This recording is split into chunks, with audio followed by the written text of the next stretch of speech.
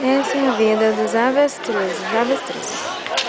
Criaturas muito grandes e imponentes, sempre com o pescoço longo, sempre curiosos. As pessoas sempre admiram eles.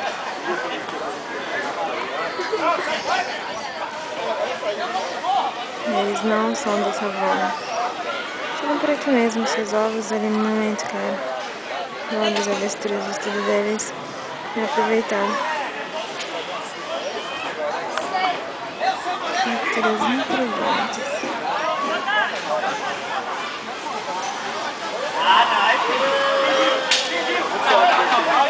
Provavelmente seja um casal. Não se sabe certo. Podem ser irmãos.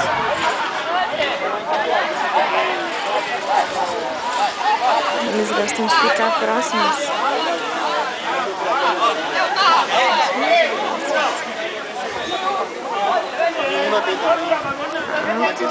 Altos, muito altos que eu. Talvez 2 metros. São pesados também, muito gordinhos. E ao mesmo tempo secos. Foi isso aí mesmo.